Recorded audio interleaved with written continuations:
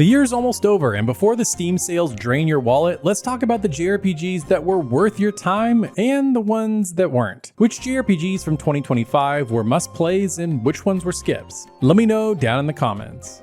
Starting off, we have one of the easiest recommendations of the year, Trails in the Sky First Chapter. This remake doesn't just update its visuals, which are stunning, it polishes the entire experience. This game now has full English voice acting, combat adapted from the Daybreak games, mixing real-time action and turn-based combat, and the UI feels modern without losing its charm. Playing it in 2025 feels like rediscovering why you fell in love with the genre. The story is still peak Falcom, warm, character-driven, and slow-burn world-building that pays off in spades. As someone that's played several entries later in the timeline, it was fun to see Falcom planting story seeds this far back. Estelle and Joshua's journey hits just as hard as ever, with the supporting cast being the absolute cherry on top, Olivier being a standout for me. The new fast forward option makes grinding and doing side quests painless, and the game runs incredibly well with little to no load times. Whether you're new to Trails or are a veteran, Trails in the Sky First Chapter is a must-buy. This is how you remake a classic without breaking what made it special. I don't even know where to start with this one. Death End Request Code Z is the kind of sequel that somehow makes you miss the previous entry, and that's saying a lot. Compilehar went darker, grittier, more meta, but it feels like they threw every edgy idea they had into a blender and forgot to hit cohesion. The writing is nonsense, even by their standards, and the pacing, absolutely awful. You'll sit through 15 minutes of visual novel dialogue for a single 5-minute fight, and that fight doesn't even feel good. Combat tries to innovate with positioning and knockback mechanics, but it's clunky and visually messy. The story wants to be shocking, but it's just gross for the sake of it. There's no emotional weight, just endless exposition and misery. I can forgive jank if there's creativity, but Code Z feels completely soulless. It's not scary, it's not fun, it's just tedious.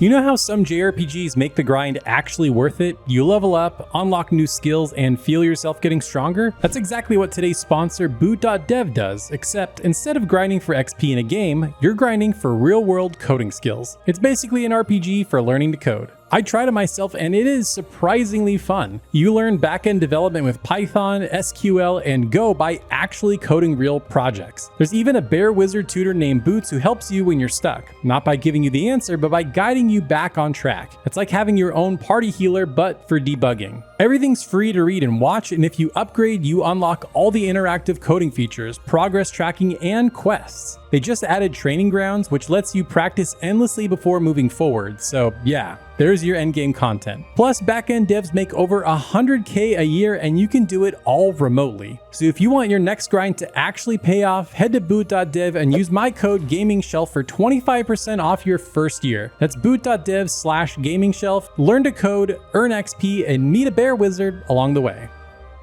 Alright, I owe Digimon fans an apology. If you watched my worst PS2 JRPGs video, you know I kinda tore into some of those older ones, but Time Stranger? Yeah, this one got me. It feels like the series finally found its identity. The writing is sharper, the tone strikes a perfect balance between nostalgic and mature, and the world feels genuinely alive. The new partner system makes team building addictive and evolutions finally matter. If you like grinding, then boy, are you gonna have a blast here because it's genuinely fun. You can tell the devs studied what worked in Cyber Sleuth and refined everything. Exploration, pacing, all smoother than ever. And one look at the UI and you can tell they were inspired by Persona in all the best ways. It's not flawless. There still are a few clunky menus and the occasional camera meltdown, not to mention the game only runs at 30 frames per second on consoles, which is kinda baffling. But this is the redemption arc I didn't see coming. It had a peak player count of 84,000 on Steam, higher than any Persona or Final Fantasy game. Genuinely an amazing accomplishment. This is the game Digimon fans have been begging for, and it's an easy recommendation.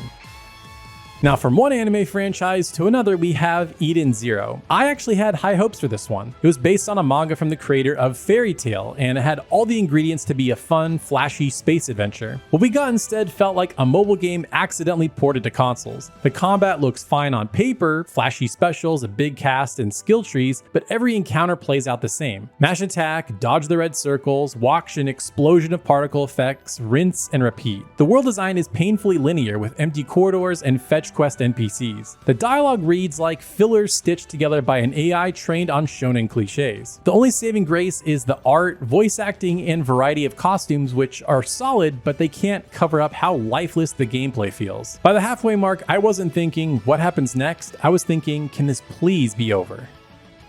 Now for this next one, I don't want to dunk on Artist's Impact. It was one of the indie games featured in IndieQuest, and there's actually a lot of good ideas here. The presentation is beautiful, the character designs are stylish, and you can really feel the ambition behind every scene. The writing also has heart, the atmosphere is cozy and weird in all the right ways, and when it works, it really works. But for me, the big problem is the balance. It's just all over the place. To me, at the very beginning, it was pretty hard and I could barely finish any fight, but then by the end of the game, I was one-shotting everything. The difficulty swings are so uneven that it's hard to find a rhythm. You just never know if you're going to be over-leveled or outmatched. And that really just killed the flow of the game for me. The team obviously had a lot of cool ideas, they just needed more time to fine-tune this game. So while I can't recommend it right now, I genuinely hope they patch it so I can recommend it because there's a lot of cool stuff here. There's a special spark with this team, and I'll be the first to cheer for them when they announce their next game.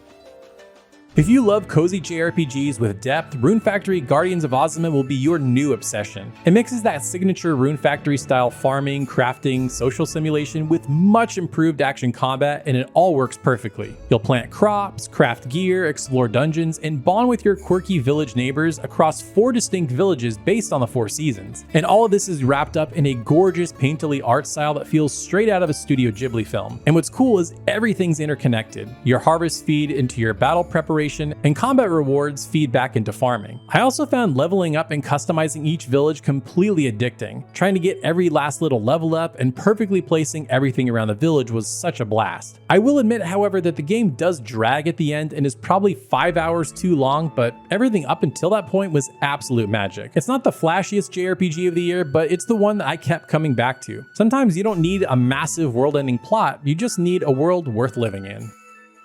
Now, From Mission 3 Remake hurts because the original is a classic. Deep mech tactics, branching storylines, real weight to every mission. So when a remake was announced, fans were hyped. Sadly, what we've got feels more like a rushed remaster than a true remake. The new visuals somehow look flatter than the original's pixel art, menus are sluggish, animations are stiff, and load times somehow are longer than the PlayStation 1 version. And there's also no new content, no quality of life tweaks, no remastered soundtrack. I mean, it's playable, sure, but the lack of care really stings. Fans waited decades for this, and it feels like the bare minimum. For newcomers, I guess it's fine, but for longtime fans, it's a reminder that nostalgia can't carry everything.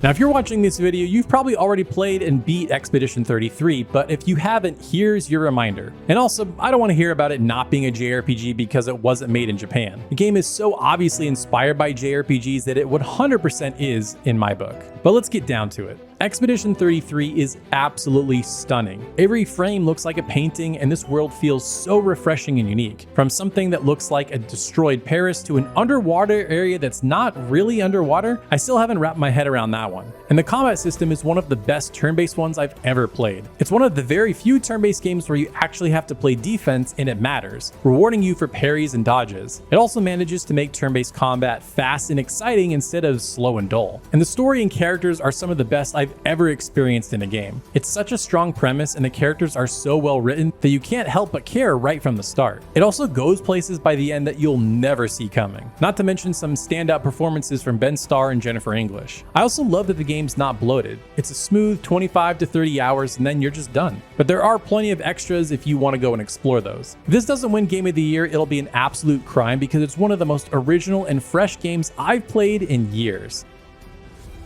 With Varlet, I think I've officially given up on developer Furyu. They somehow get worse with each release. This is a game that looked incredible. Flashy combat, moody cyber fantasy art with that indie darling vibe. Unfortunately, Varlet is a classic case of style over substance. The first hour tricks you into thinking you're playing something special, but it quickly unravels. Combat tries this blend of real-time and turn-based systems, but it ends up feeling awkward. Enemy encounters feel random and unbalanced, and the story is written like someone watched Nier Automata once and said, "Yeah, I can do that." Spoiler, they couldn't. There are flashes of brilliance, there's a few boss fights and some good art direction, but the rest is a slog of broken difficulty spikes and performance hiccups. It's not offensively bad, it's just tragically mediocre, which might be worse.